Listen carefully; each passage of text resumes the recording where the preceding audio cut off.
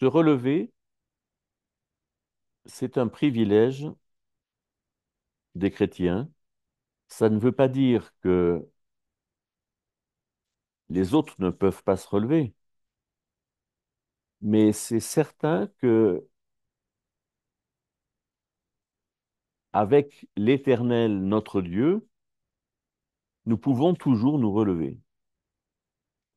Et je dirais qu'il y a un certain idéal chrétien de ne jamais tomber,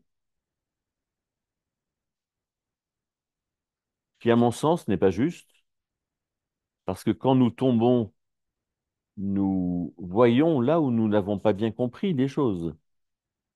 Quand nous péchons, c'est que nous ne savons pas bien, en fait, ce qu'il faut faire. Mais se relever, quelque part tomber, c'est normal, mais ne pas se relever, c'est grave. Voilà un peu l'introduction au sujet de la résilience.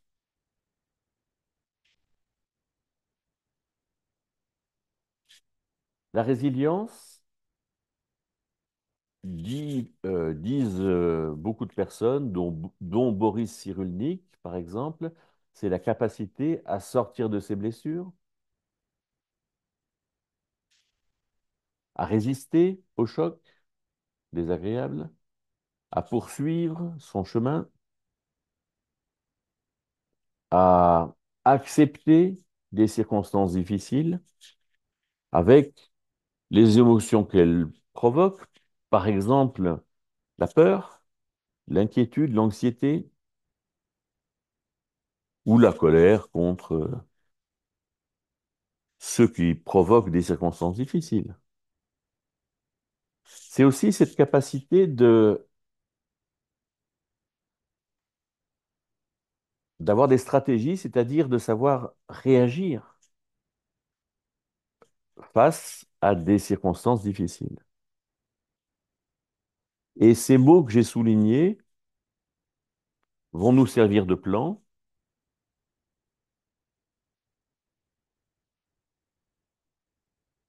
On va parler de guérison, et ici c'est la guérison de l'apôtre Pierre, quand Jésus dit à Pierre, quand tu seras revenu de ton reniement, fortifie tes frères.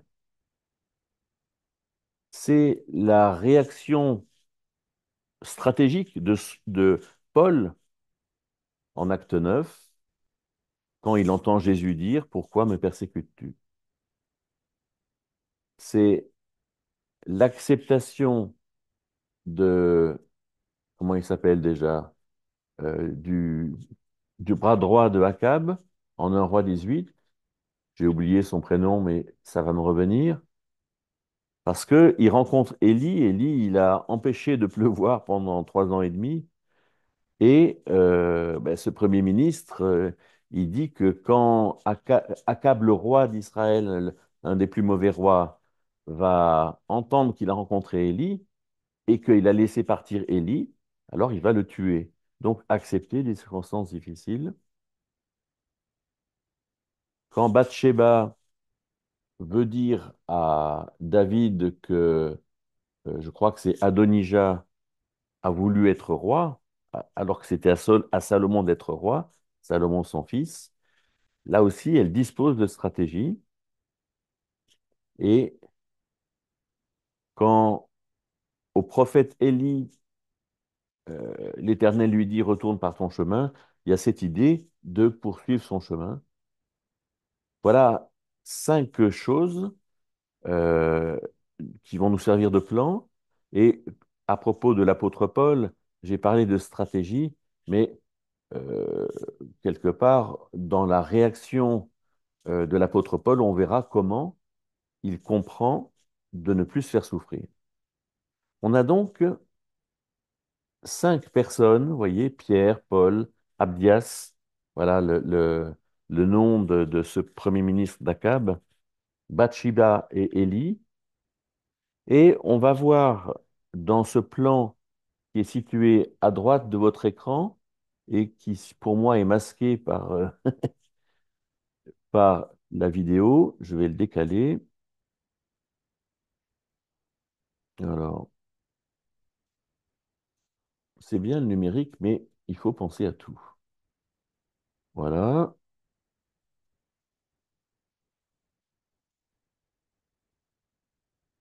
voilà. Et donc, je vais remettre en lecture. Donc, la première personne à laquelle j'ai pensé, c'est l'apôtre Pierre.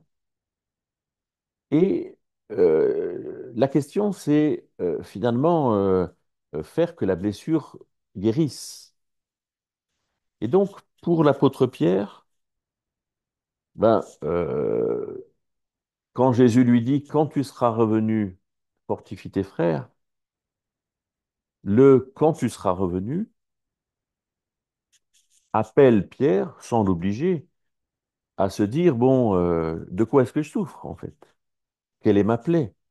C'est pour ça que dans ces trucs bleus là, en ovale, euh, Jésus appelait Pierre à se dire, bah, tiens, qu'est-ce qui me fait souffrir? Quand Jésus parle, est-ce que ça me fait souffrir? C'est sûr qu'il ne l'avait pas encore renié. Mais après, hein, voilà, est-ce que je souffre à l'évocation de quelque chose? Est-ce que j'ai des douleurs corporelles? Est-ce que j'ai des cauchemars? En fait, qu'est-ce que c'est que ma plaie? Qu'est-ce qui s'est passé? Où est-ce que j'ai reçu un coup, des traumatismes? Est-ce que j'ai des violences régulières? Est-ce que Pierre, par exemple, s'est fait reprocher par les disciples d'avoir renié Jésus? Est-ce qu'on lui a dit, hein, abandon des parents, d'être aimé, de responsable? Est-ce qu'on lui a dit, écoute Pierre, tu es bien gentil, mais vu que tu as renié Jésus, tu peux pas t'occuper de nous. Hein, bien sûr, on a entendu de la part de Jésus que tu avais les clés du royaume, mais vu ce qui s'est passé, on ne te considère pas capable. Et Pierre peut, à cause de ça, être en colère, peut fuir les apôtres, peut avoir peur des gens. Hein, quelle est la plaie, en fait? Il peut avoir une mauvaise image de lui-même et en être obsédé.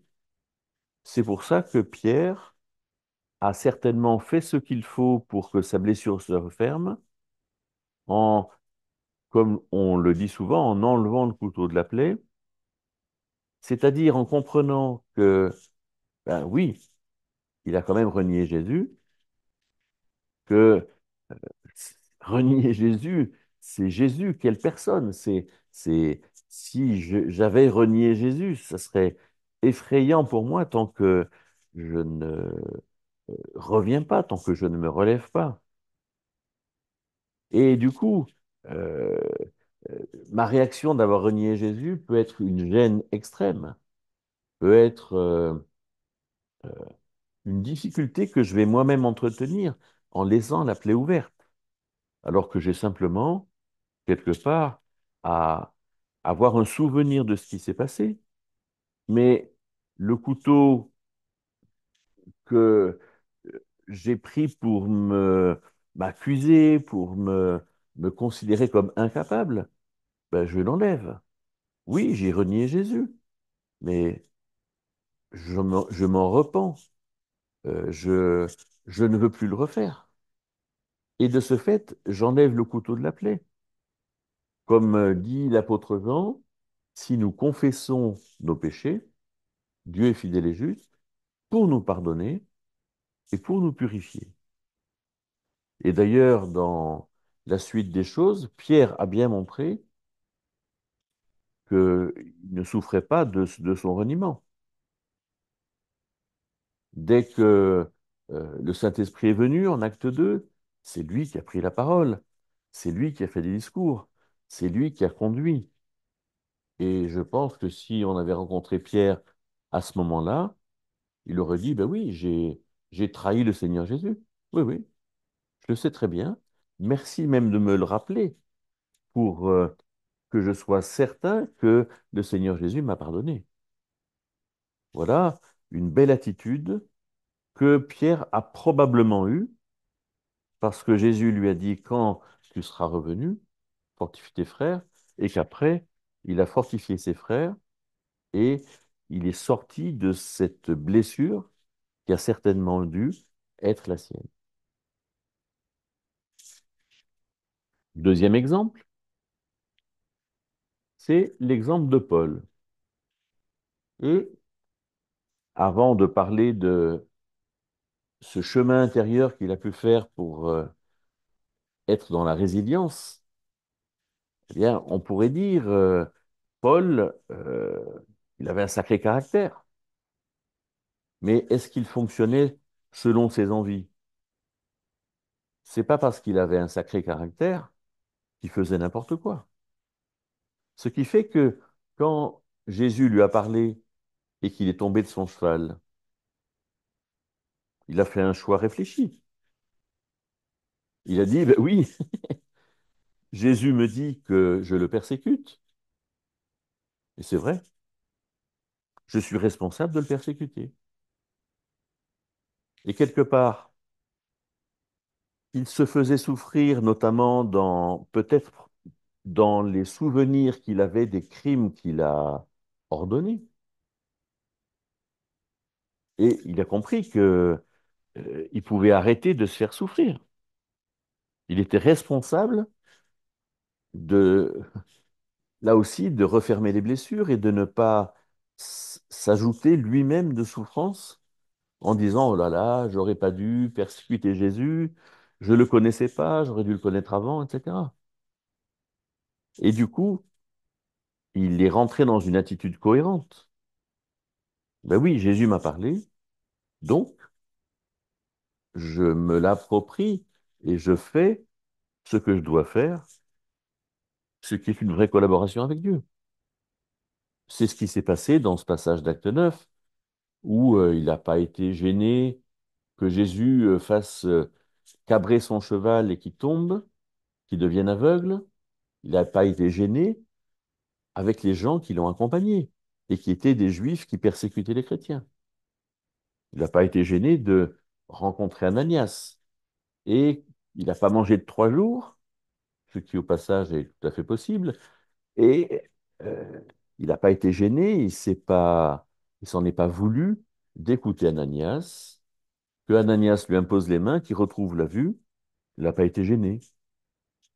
Et donc, pour ça, eh ben, Paul a compris que il n'avait pas besoin du bâton, que Jésus lui avait déjà dit ce qu'il fallait qu'il pense, et il n'a pas été gêné, il n'en voulait pas plus, en fait. Il était déjà tombé de cheval, il n'avait pas besoin que le Seigneur l'éprouve plus. Non, il a été obéissant. Il aurait pu se dire, mais moi, j'ai été obligé d'être renversé par le Seigneur Jésus. D'autres, peut-être, comme Pierre ou comme Jean, par exemple, qui étaient sensibles, étaient différents de Paul. Mais il ne s'est pas comparé lui-même. Hein, et il a bien compris que ce n'était pas intelligent de se comparer. Il a compris que il fallait pas faire sa volonté propre, mais celle de Dieu. Et du coup, prendre un peu de temps pour être avec le Seigneur. Voilà comment ne pas se faire souffrir. Comment être dans la résilience. Comment sortir d'une manière responsable. Pierre a probablement compris comment fermer sa blessure. Paul a probablement compris ce qui était de sa responsabilité. Et quelque part, que oui, Paul pensait qu'il servait Dieu, mais il a compris que c'était pas dans la crainte de Dieu, que c'était plutôt dans la mise en œuvre de ses propres idées. Et du coup, il a compris que Dieu lui donnait cette possibilité de bien faire, mais que lui, il avait surtout prise en lui-même, cette possibilité de bien faire. Du coup, il avait cette responsabilité de mieux faire. Donc, d'une part, Pierre a compris comment ne pas alimenter sa blessure. C'est comme ça qu'on est résilient. D'une autre part, Paul a compris comment être responsable. C'est aussi comme ça qu'on est résilient. Parlons maintenant d'Abdias. Donc, je remets cette euh, situation un petit peu en mémoire. Abdias, c'est celui qui était le bras droit de Akab, qui était un roi, mais pouf, ce qu'il y a de plus horrible en Israël, du temps du prophète Élie et aussi du prophète Michée. Et donc, Abdias, il avait aidé beaucoup de prophètes de l'Éternel, il les avait préservés de la colère d'Akab, etc. Mais il pouvait ressentir de la honte parce qu'il trouvait qu'il n'en faisait pas assez avec Dieu, de la confusion parce que c'était vraiment le grand désordre, de l'abattement parce qu'il n'y arrivait pas, du découragement parce que Akab était continuellement sur lui, la crainte qu'Akab le tue, et la colère contre Akab aussi. C'est-à-dire que tout son ressenti, toutes ses émotions étaient des situations dans lesquelles il fallait qu'il trouve la résilience. Et comment est-ce qu'a fait Abdias dans cette situation-là qui était très grave? Il n'y avait plus à boire, il y avait peu à manger, on craignait les pays ennemis qui pouvaient les envahir. Eh bien, quelque part, probablement, pour être résilient, il n'a pas cherché à contrôler ses émotions parce que il savait bien qu'il ne pouvait pas les contrôler. Il a été dans cette douleur vive et profonde qu'il a acceptée. Quand on est en colère contre Akab, ce qu'il faut, c'est l'accepter et puis faire ce qu'on a à faire. Il a, il a pas alimenté la crainte, puisque il avait même l'exemple d'Élie qui n'a pas craint que Akab et Jézabel, sa femme, le tuent. Enfin, dans un premier temps, il n'a pas craint Élie. Mais Abdias, il a vu tout ça, et comme Jézabel avait dit à Élie qu'elle l'égorgerait, Abdias, il n'a pas craint de protéger les gens en Israël. Du coup, il n'a pas vécu étant dépendant de ses émotions. Non, il a fait ce qu'il avait à faire. Et du coup, comme il a été plutôt serviteur de Dieu, alors il a pensé comme un serviteur de Dieu, du coup, il a ressenti comme un serviteur de Dieu. Sa honte, sa confusion, l'abattement, tout ça s'est estompé. Et Abdias a pu, jusqu'au bout, faire ce travail de Dieu, qui est un travail admirable. Il a été dans la résilience d'un ensemble de choses qui lui sont tombées dessus, dans lesquelles il a trouvé à bien agir malgré tous ces états d'âme qui pouvaient l'abattre. Il a fait des choix, non pas qui enferment. Par exemple, si il était dans la confusion, il n'a pas fait le choix de rester dans la confusion. Il a continué à désobéir à Akab et à protéger les prophètes d'Israël, les prophètes de l'Éternel. Il a fait ce bon choix et de fait, il n'a pas succombé à un esprit de crainte. Il a fait ce qu'il fallait. On voit ici que Pierre, quelque part, n'a pas alimenté sa blessure en ressassant le fait d'avoir mal fait. Paul n'a pas alimenté sa blessure en agissant en tant que responsable. Abdias n'a pas alimenté ses blessures en, ne- en comprenant qu'en faisant la volonté de Dieu, ces états d'âme douloureux s'estomperaient.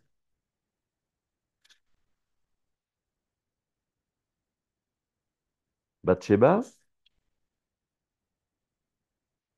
elle, c'était difficile pour elle. Ici, j'ai pris l'exemple de Paul dans le verset, mais j'aurais dû prendre un exemple qui touche à Bathsheba, hein, qui savait qu'il fallait qu'elle aille voir David. Hein. Dans l'œuvre de Dieu, tout est difficile. Et donc, certainement, Bathsheba, qui était euh, quelque part, la femme qui était la plus proche de David, eh bien, il fallait qu'elle aille dire à David qu'un autre que Salomon voulait être roi. Ça, c'était difficile. C'était un peu comme Esther, la reine Esther, qui devait aller dire à Artaxercès tout l'infâme projet de son bras droit, comment il s'appelait déjà? Euh, bon, je me souviens plus du nom, hein, celui qui voulait exterminer les Juifs, Haman, voilà, H-A-2-M-A-N, Haman. Là, c'était difficile pour Esther d'aller voir Artaxerxès. Il fallait même que le roi lui donne le sceptre d'or. Ben voilà, Bathsheba, elle a usé de stratégie face à cette difficulté.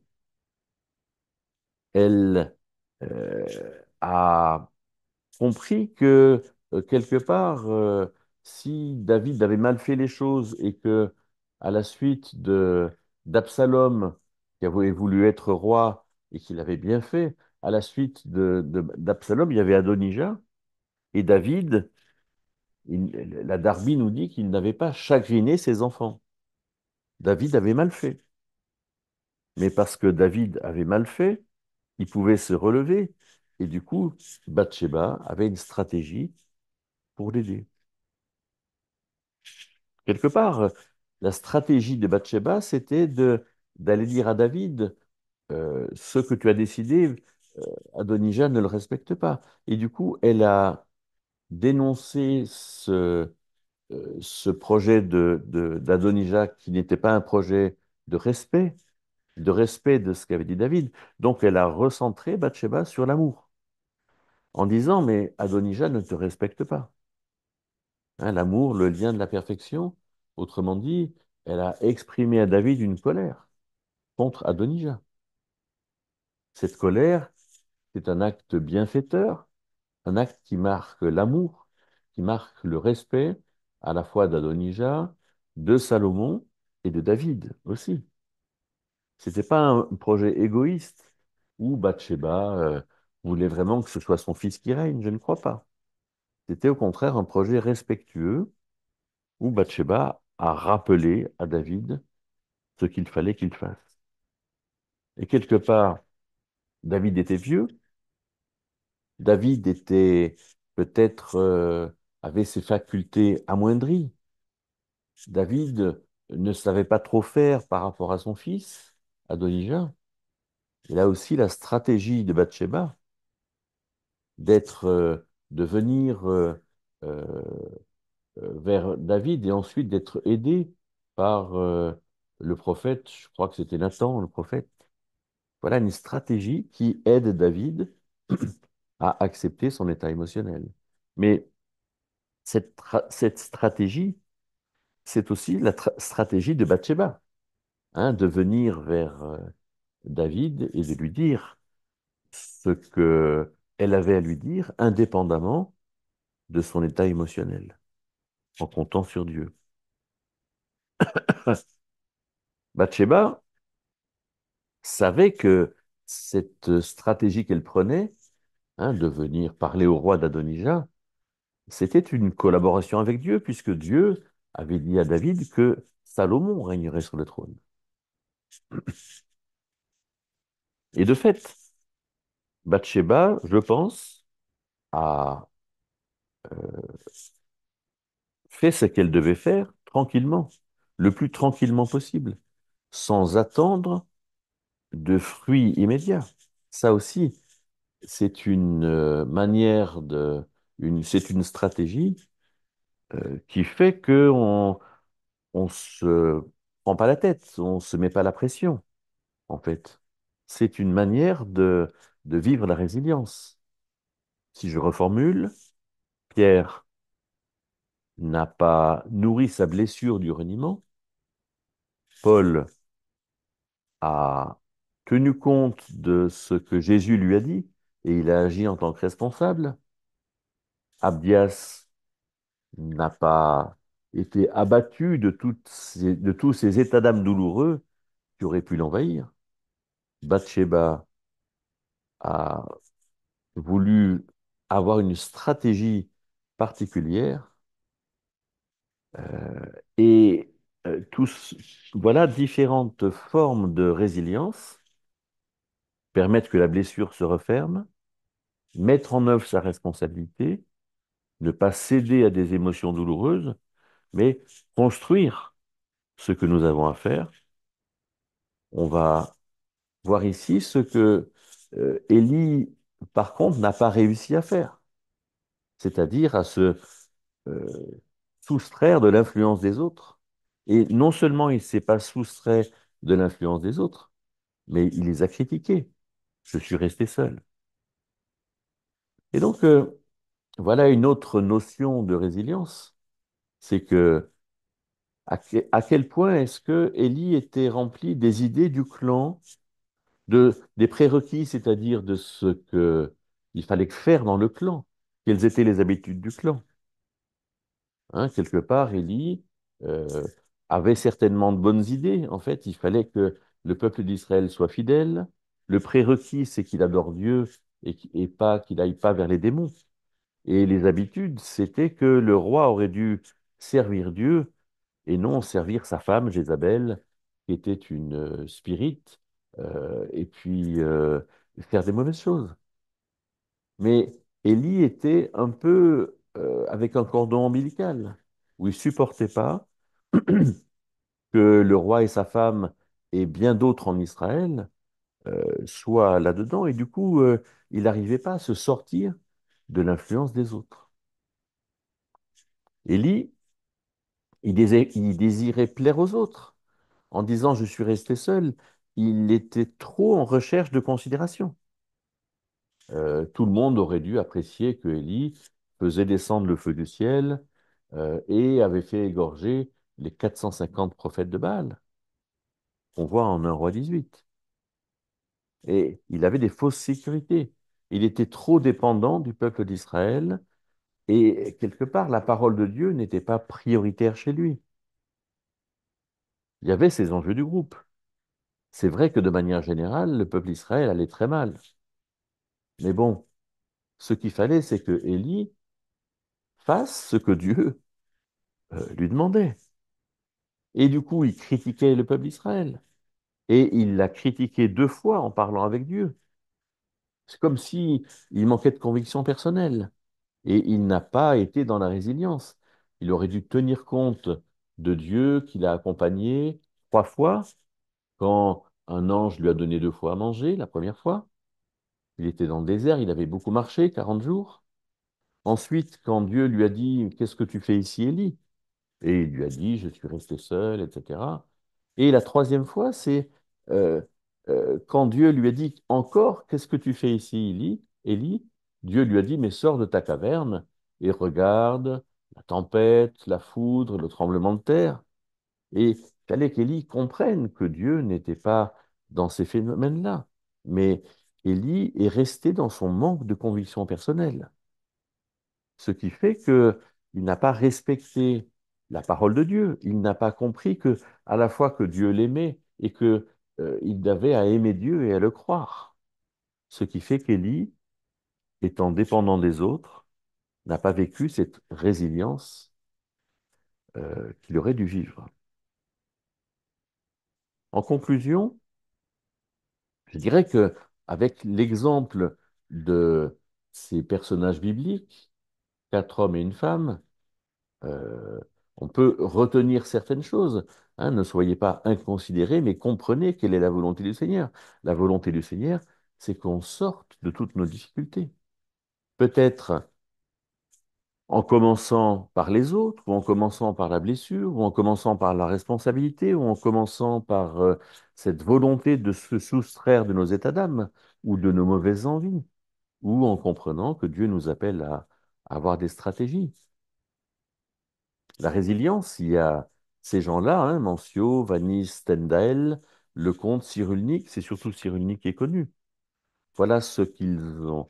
Voilà des gens qui ont travaillé sur la résilience, mais ils n'y ont pas travaillé de manière chrétienne. Alors je dirais que d'un point de vue chrétien, la résilience, c'est certainement Comme stratégie, placer Dieu au centre de notre projet. Comme responsabilité, c'est devenir conscient de notre capacité. Et de ce fait, se donner du temps pour se relever parce que il faut que les émotions douloureuses s'estompent. Il faut que les blessures se referment. Et comme ça, alors, on peut, comme dit le psaume 20, qu'on a vu en entrée, se relever et même se tenir debout. Voilà à quoi Dieu nous appelle.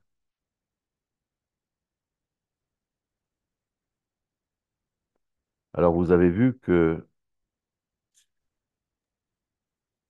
j'ai essayé